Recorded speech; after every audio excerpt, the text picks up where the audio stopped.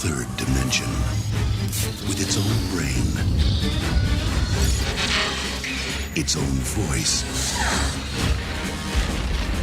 its own legs. There's only one problem. It needs your eyes. You leave my eyes alone, Nintendo!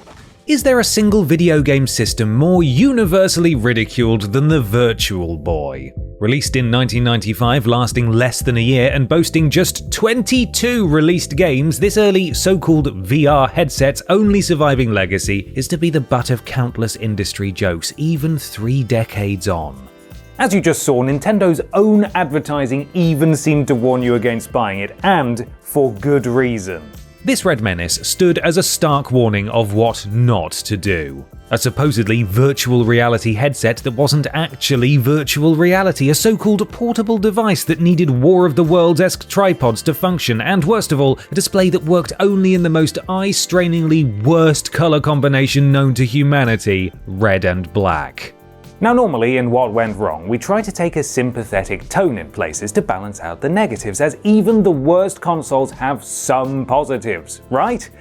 Well, this is going to be especially difficult for the Virtual Boy. How do you defend a product that seems intent on not only wasting your time and money, but also inflicting actual physical discomfort on players? Every aspect of the Virtual Boy is comically bad, but we will at least say it wasn't originally meant to be like this. At one point, Nintendo had what looked like the future of gaming in their hands, with some astounding 3D technology somehow condensed into a small headset while still being affordable for the masses. All of this in the 1990s. When we think about how far VR technology has advanced decades later while still having technical troubles and failing to truly crack the mainstream market, the Virtual Boy's early potential is actually quite impressive. Even if it was just an illusion of virtual 3-dimensional reality. So what happened to all this potential? Did Nintendo fumble what could have been the greatest technological leap in gaming, or was this all just a trick of the eyes? Maybe it's time we went beyond the one-dimensional jokes to analyze every angle of this hulking crimson beast. So, pop on those delightfully retro red and blue specs, because I'm Ben from TripleJump, and here is what went wrong with the Virtual Boy.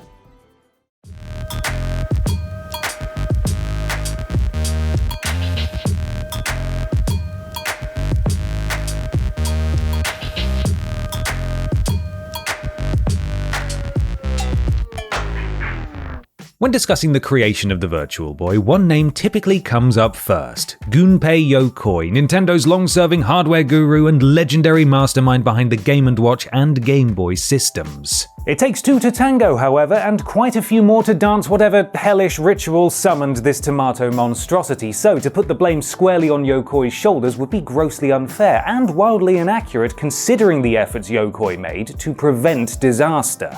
Long before Yokoi's involvement, the tech behind the Virtual Boy was first dreamt up in 1985, not from Nintendo's headquarters, but from Cambridge, Massachusetts, by an engineer named Alan Becker. Ironically, this was all born from Becker's frustration about the ugly monotone displays of ugly laptops, making him wish for smaller, crisper screens and longer battery life on portable computers. So, you made something like an iPad, right, Becker? Oh, you decided to go down the wearable goggles route. That's also a choice. He experimented with LEDs, the only affordable widespread option for the time compared to power-hungry CRTs and expensive early LCD tech. Drawing on his experience working on the first ever flatbed scanners in 1974, he devised a method of printing an image onto a retina using a single line of LEDs with rapidly changing patterns sweeping quickly across an area. Think a standard ink printer, except much, much quicker and obviously using light rather than the equivalent of a permanent tattoo inked into your eyeball. Instead of moving the LEDs themselves, he moved the reflection of the LEDs with mirrors oscillating 50 times a second to help print that moving image. Becker called this system Scanned Linear Array, or SLA. In 1986, he formed Reflection Technology Inc., named after this clever mirror trick, and this newly formed team created a miniaturized prototype called Private Eye. This Google Cardboard-looking contraption, when viewed up close, made a 1-inch display look like a 12-inch display, and a highly detailed one at that, with the equivalent of 1120 by 900 pixels crammed into that tiny space. Impressive tech, but Reflection found it hard to find buyers early on. As the 80s became the 90s and the first wave of VR fever was sweeping across mainstream media, Reflection tried strapping two private eyes to a welder's mask and hooked it up to a head-tracking monitor to show off a rudimentary first-person tank game. With this, they'd basically made an inexpensive VR headset in 1990. Insane.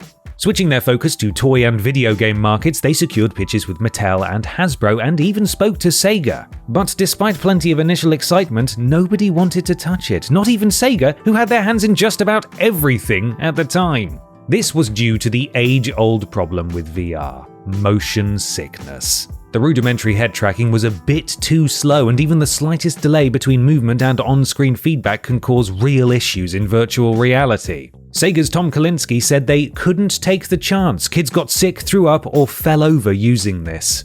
5 years on from Becker's eureka moment, his virtual dream was still no closer to reality. Enter Nintendo stage right to save the day. In the early 90s, Reflection's VR demo made its way to Nintendo's head of R&D 1 division, Gunpei Yokoi, and if anyone could see the potential of innovative new hardware, it was him. Yokoi's incredibly long tenure stretched back to the pre-video game era of 1965, consistently producing ingenious little gadgets ranging from the Ultra Hand and the Love Tester to the classic Game & Watch series of LCD games in 1980. Of course, his pièce de résistance was the Game Boy, the iconic 1989 handheld that dominated mainstream culture, and also several corners of my living room. I don't have a problem! Yokoi loved finding fun and novel uses for simpler, older hardware, a philosophy he later dubbed lateral thinking with withered technology, so it's clear to see why he was enamored with this private eye prototype. Before this, Yokoi had been planning to leave Nintendo as he'd grown tired of what had become a soulless graphical arms race in the industry, but this funky red-filtered headset reinvigorated his passion. Once more in his illustrious career, he looked past the surface-level limitations and saw a new future for gaming. As he wrote in his 1997 autobiography, if the TV screen has reached its limits, isn't 3D the only option? The private eye was almost ready to go public. All that was needed was to impress the head honcho Hiroshi Yamauchi. It came down to a make-or-break presentation to Nintendo's board of directors, including President Yamauchi himself. Everything on the line, one last chance to push this incredible new hardware, and suddenly, a dull thud fills the room. The sound of, Yamauchi falling asleep face down on the table. Oh dear. Reflection's VP of Sales, Steve Lipsy, initially thought it was a waste of a plane ticket, but their Japanese business liaison Jack Plimpton disagreed, calling it amazing. You see, in Japanese business, this was apparently the senior guy telling the underlings to proceed. They didn't need his input anymore, so the project had the green light. Yamauchi trusted his engineers more than just product pitches, having faith in the team's ability to get a good result no matter what. And thus, the project codenamed VR32 began in earnest in 1992. Reflection had finally done it. It wasn't quite Becker's original vision of a Google Glass-like multi-use mini display, but it was new, exciting tech that could revolutionize an industry.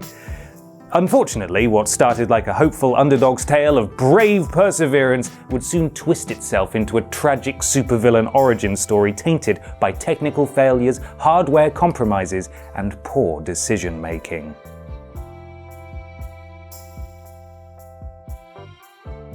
As usual with what went wrong subjects, the warning signs started cropping up early on. Early intentions were pure, of course. Yokoi's original vision was to make a fully portable device using the two-screen setup to mimic three-dimensional images, complete with head-tracking motion technology. And this VR32 project was powered by, you guessed it, a 32-bit processor, although it had to handle two screens simultaneously, so in practice it was really 16-bit at best. The dream of a wearable lightweight headset was quickly scuppered, as engineers were worried about having the high radio emissions from the chip so close to a user's head.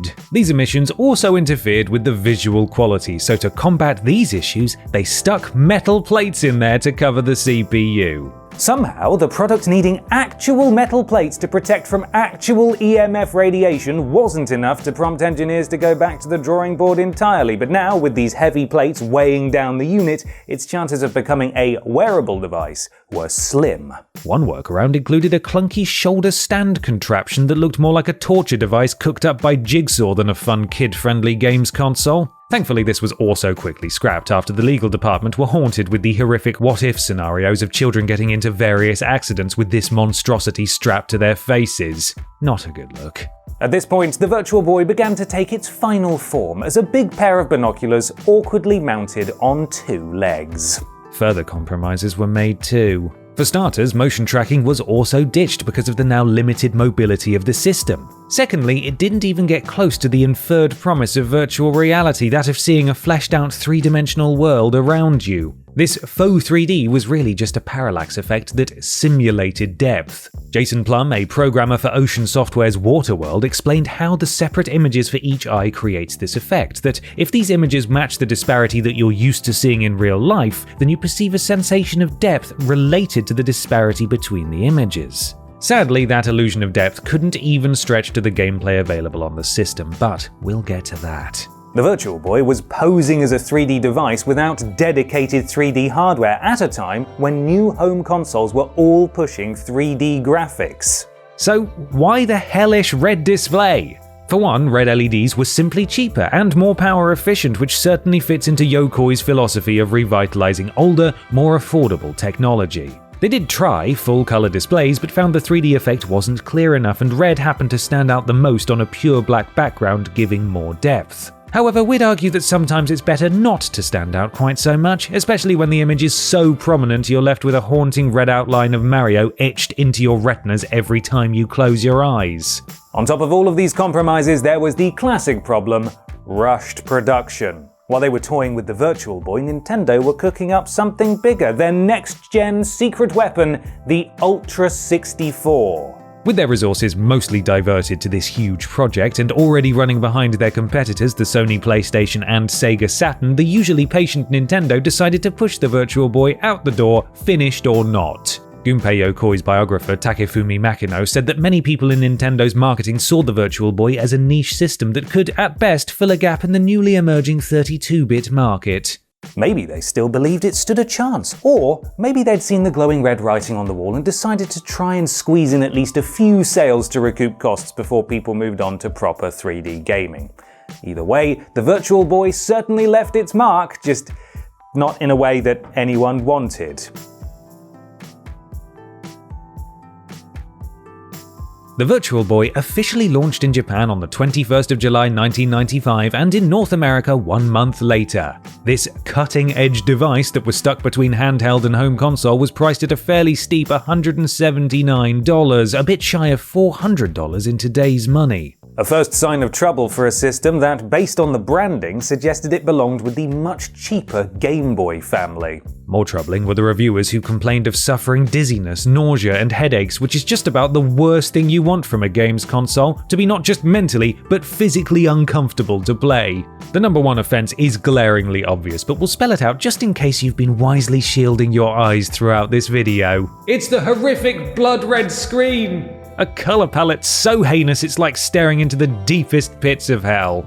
For all the supposed benefits of added depth and clarity, it's astounding nobody stepped in to point out the obvious concern here that maybe, just maybe, people wouldn't want to stare at this obnoxious color scheme for more than a few minutes. And despite the abundance of danger color setting off all the warning signs from the most primitive neurons in your brain, this screen wasn't necessarily bad for your eyes. At least not according to a study from Dr. Eli Pelly of the Shepard's Eye Research Institute in Boston, who found it pretty much harmless for eyesight. The only exception were children whose optic systems hadn't fully developed yet, around 5 to 7 years old, who could develop lazy eye if the two displays were misaligned. Thankfully, Reflection and Nintendo reinforced the displays to ensure this wouldn't happen.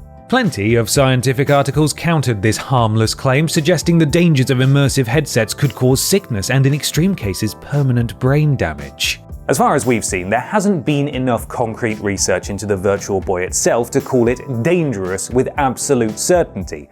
But Just because it didn't technically blind you doesn't mean it wasn't awful to look at. To add insult to injury, this was a device that required you to be at most a few inches away from the display. Yes, many 90s kids had their faces glued to the TV screen while playing Super Mario World, but at least that was their choice. Then there was the physicality of this bulky beast. Weighed down by heavy internals and radiation-blocking metal plates, this not-so-sleek visor wasn't particularly mobile. The table mount was a requirement, which wasn't very flexible or adjustable, and since you had to lean forward into the visor to see properly, it would wreak havoc on a player's posture, something gamers largely fight a losing battle with anyway. So, you can add chronic back pain to the list of hazards, along with sore eyes, headaches, sickness, and buyer's remorse. There is another downside to this whole setup that goes somewhat under the radar, though. Being plugged into a personal headset meant that you lost the social element of gaming that was so prevalent in this pre-internet era. Only one person could stare at this screen at any given point, so inviting friends over to play some Virtual Boy games meant everyone else couldn't actually see the game. All they could do was stare at the one lucky player, presumably pointing and laughing too.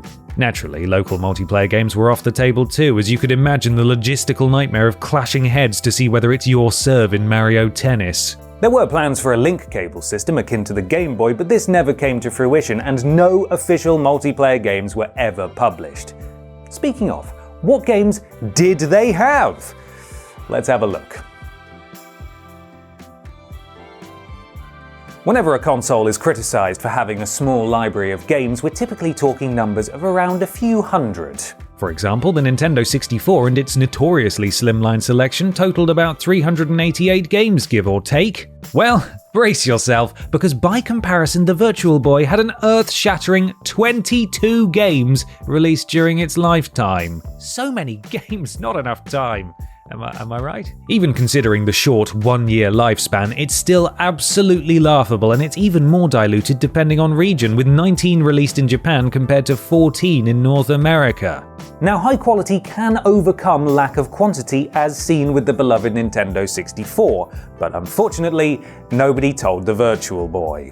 The launch lineup was a staggering 4 games strong. Mario Tennis, the obligatory plumber-themed pack-in game, was surprisingly mediocre given his reputation. Then we had Red Alarm, the 3D wireframe space shooter trying desperately to be Star Fox. Then Galactic Pinball, it's a pinball game with some gimmicky 3D and dodgy physics. And finally, there was Tolero Boxer, a shockingly not terrible first-person boxing sim with some interesting ideas, almost a prototype for the likes of Fight Night Round 3 or Nintendo's ARMS. Mario's only other appearance was on Mario Clash, a 2.5D spin on the original Mario Bros. Setup, with interesting movement between foreground and background platforms, but unfortunately, that novelty wore off quickly. Among the few passable games, we don't dare to presume to call them good, were a solid contingent of sports titles between the reliably titled Golf, the surprising depth of Virtual Bowling, and Space Squash, offering a better tennis-like experience than Mario's own attempt. Wario Land is notable, sharing positive similarities with its Game Boy predecessor, although it was nowhere near as great as some Virtual Boy apologists would claim. Yes, we're talking about you,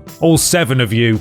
Another interesting title was Jack Bros, a spin-off from the Shin Megami Tensei series. With a curious blend of top-down, almost Zelda-esque combat while navigating mazes, it made little use of the 3D effect, save from dropping between floors, which was probably why it was received better than most, frankly.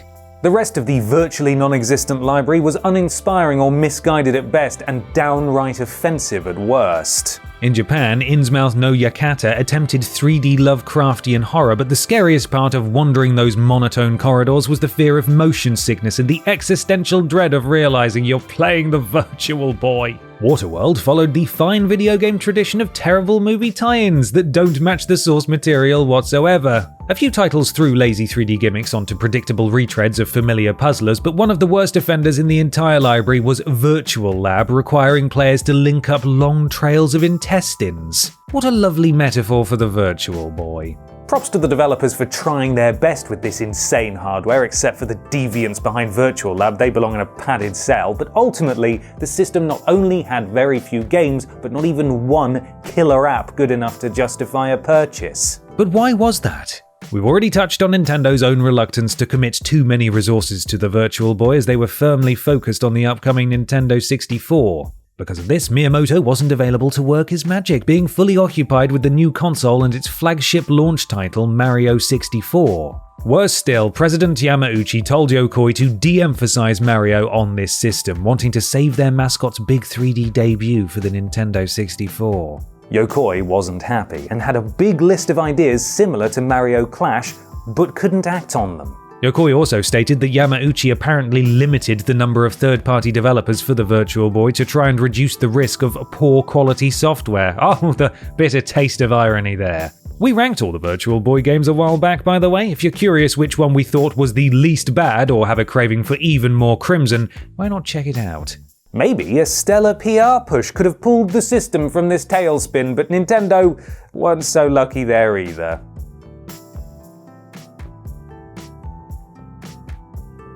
Oh, poor Virtual Boy. Almost 20 years later and they're still suffering from bad press from know-it-all YouTube channels pointing out all their flaws. Shame on you! Shame on you! Me. James. The media weren't too kind at the time either, which in the mid-90s was already a tough crowd for gaming. With the industry still under intense scrutiny by mainstream media over spurious claims of video games causing violence, anything new and out there had to tread lightly. When rumours surfaced of this Project VR32, the collective cultural obsession with virtual reality overrode any fear-mongering over video games, at least at first. But any goodwill was quickly spent as the public saw the hardware for themselves and realised this cheap parlour trick approximation of VR was less holodeck and more holodrek. A few skeptical previews were the least of Nintendo's troubles, though. With all the issues we mentioned earlier, and then some, Nintendo had a long list of health and liability warnings accompanying the Virtual Boy. This ranged from children under the age of 7 shouldn't use this, another precaution against that one issue Dr. Pelly discovered, all the way to non-licensed or counterfeit games may cause eye strain or nausea. In other words, pirating games could make you sick. Nintendo's lawyers were definitely behind that one. These warnings were even more frequent and prominent in Japan, however, thanks to a new law called the Product Liability Act coming in from July 1995. This strict new requirement made all companies responsible for any accidents that weren't explicitly prohibited by the product and manufacturer. Makino, Yokoi's biographer, explained how silly this could get. Things like, don't dry a wet cat using this microwave. Now, every Virtual Boy manual was full of things you shouldn't do, although, at least in Japan, they came with these delightful illustrations which weren't quite as scary. Individual game cases also had big red warning boxes on the back. They even implemented a 15-minute reminder to rest your eyes built into the system itself. The Japanese media latched onto this, along with the various reports of nausea and eye damage, and the result was not pretty, as before the Virtual Boy had even made it to Japanese shelves, its reputation had already been dragged through the mud, which even for this monstrosity was a bit unfair, as despite it feeling like your retinas had been violated, there was no firm evidence that it actually harmed your eyesight.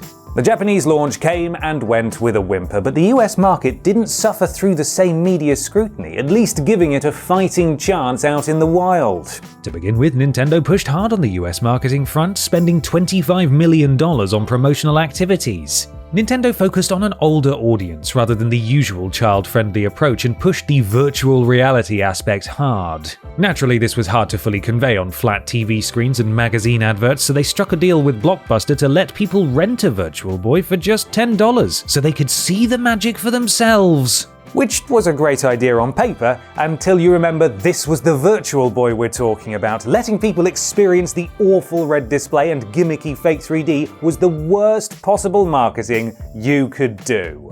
Peter Main, Nintendo of America's marketing VP, claimed it actually outsold the Sega Saturn during the full launch window, which feels harsh for the poor Saturn, but sales swiftly dropped after this, as did the system's starting price, the remaining marketing budget, and any hopes for success. It was a far cry from Gunpei Yokoi's vision of another industry-changing icon who regretted that he wasn't given the chance to develop a new, completely different type of game. He knew the system's shortcomings at this point, but he still blamed Nintendo's poor marketing, especially in Japan, reportedly saying, "Give me 1 billion yen to market it, and I'll launch it into the stratosphere." Miyamoto also reflected on the Virtual Boy's fate years later, basically saying they could have done better if it had been marketed as just a toy. As he put it, for a game system, selling just 100,000 is just a start, but if you think of it as just a fun toy, it's a big success to break just 50,000.